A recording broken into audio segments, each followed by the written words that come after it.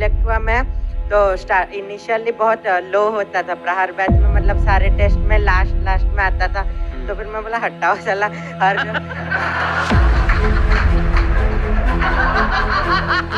मैं एडवांस के लिए ई सरल का भी एक कोर्स लिया था एडवांस का। 11th में तो एक लोकल कोचिंग इंस्टीट्यूट से पढ़ रहा था, घर के पास ही था।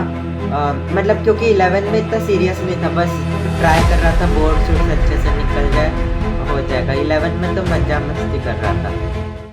So hello guys, welcome back to a new video. आज हमारे साथ इस सेशन पे आदित्य अग्रवाल है, जिसकी रैंक ऑल इंडिया रैंक 837 आई थी जेई एडवांस में।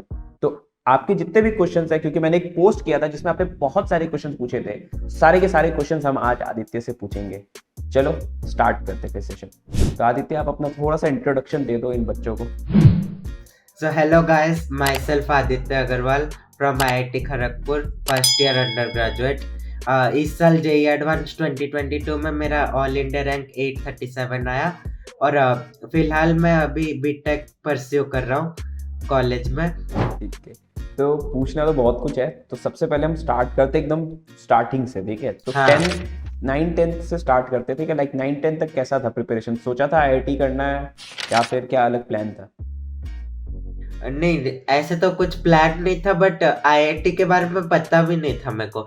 10th के समर वेकेशन में पता चला, कोटा फैक्ट्री जब देखा, बट ऐसा कोई जोश नहीं था कि आईआईटी करना है, ये वो नॉर्मली था।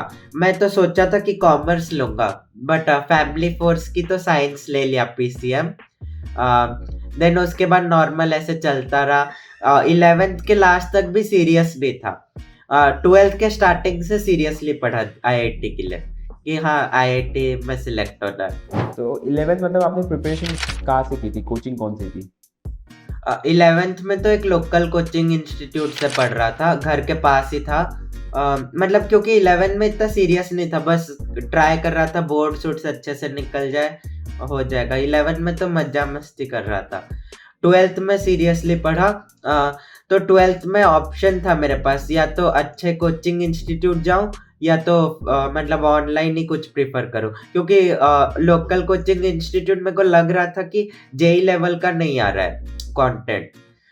तो फिर मेरा एक रीजन था ऑफलाइन नहीं जाने का कि क्या मैं कोप अप कर पाऊंगा, क्योंकि 11th खराब था मेरा, तो 12th के साथ ही कोप अप कर पाऊंगा क्या, तो इसलिए मैं ऑनलाइन प्रेफर किया। 12th में स्टार्टिंग से एकदम फोकस्ड होके कर रहा था, पता ही था कि मतलब बस कंसिस्टेंसी है कि स्टार्टिंग से जो भी चैप्टर्स चल रहा था, जिस दिन उसका डीपीपी मॉड्यूल्स आता था सब खत्म कर लेता था, एंड टेस्ट सब रेगुलर दे रहा था। कौन सी कोचिंग कौन से बैच में थे? फिजिक्स वाला के लक्ष्य बैच में था। ओके, लक्ष्य बैच से मतलब पूरा 12th किया आपने? हाँ, और बीच में प्रहार बैच में सिलेक्ट हुआ था, मतलब फिल्टर करके लिए थे। बीच में एक तो टेस्ट लेके थोड़े जो जिनका टेस्ट में अच्छा है उनको फिल्टर करके और एक बैच बना लिए थे, तो उसमें क्वेश्चन का लेवल थोड़ा हाई देते थे। ओके, मैंने सुना है मतलब एक गौरव बैच नाम से भी होता है आपके वहाँ पे फिजिक्स वाला। वो प्रहार का भी फिल्टर्ड वर्जन है, मतलब प्रहार के भी बेस्ट बच्चों को गौरव में लेते हैं, मतलब काइंड ऑफ स्टार बैच। हाँ। ओके, तो मतलब प्रहार भी एक स्टार बैच टाइप में स्कूल? हाँ, उसी टाइप का, स्टार के नीचे वाला बैच। स्टार के नीचे वाला। तो मैंने मतलब एक्चुअल में ये सुना है कि जो गौरव बैच के स्टूडेंट्स होते हैं, प्रहार बैच के स्टूडेंट्स होते हैं, उन्हें एक्चुअल में जो मॉड्यूल्स होते हैं जो बाकी बैचेस में डिस्ट्रीब्यूट होते हैं वो नहीं कराया जाता है, कुछ अलग मटेरियल्स दिया जाता है। तो मतलब क्या मटेरियल्स दिया जाता है आपको? वो टीचर अपने एंड से ही क्वेश्चन प्रोवाइड करता है, थोड़ा सा बस लेवल हाई होता है क्वेश्चन का, कॉन्सेप्ट सब सेम ही रहते हैं। हार्ड लेवल क्वेश्चंस देते हैं, जैसे थोड़ा सा advance level mixed concept questions.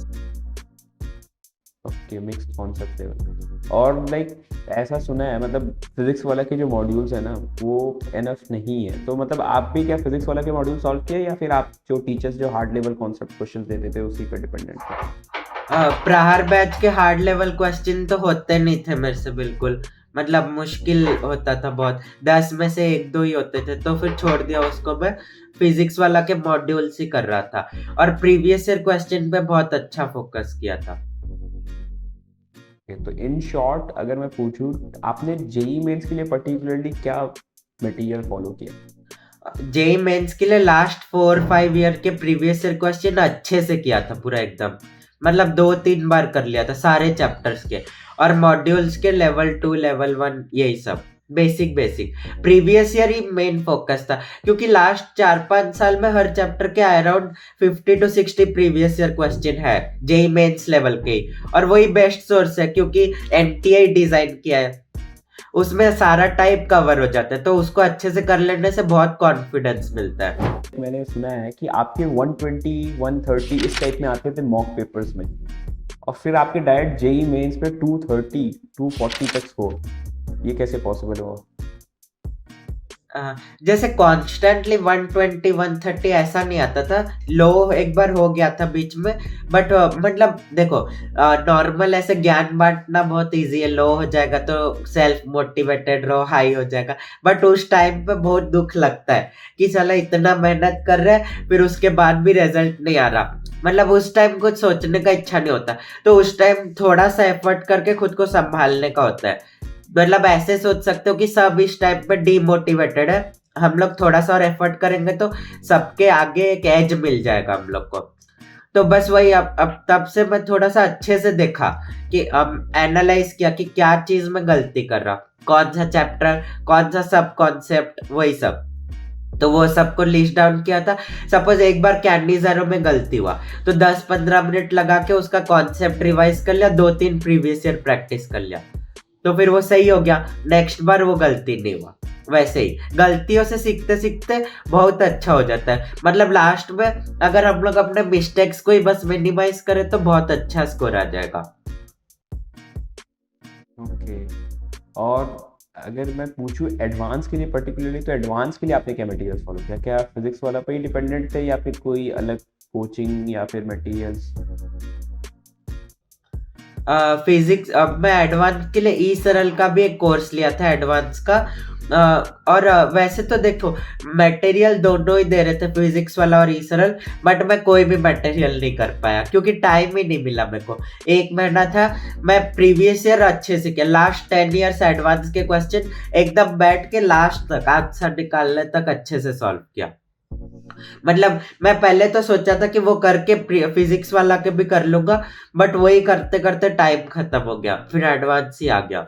और फिर अगर मैं बात करूँ बुक्स पे, बुक्स मतलब कौन सी फॉलो की? बुक्स तो ऑब्वियसली आपने कुछ किया ही होगा, लाइक एससी वर्मा ये सब बुक्स। हाँ, बुक्स का तो होता है, मतलब सारा बुक ऐसे इकट्ठा करके तो बढ़िया से रखा था, HCV इरोडोफ सारे बुक्स ही थे मेरे पास, DC पांडे भी था, बट कोई भी पूरा सॉल्व नहीं किया, सब आधा अधूरा पड़ा है।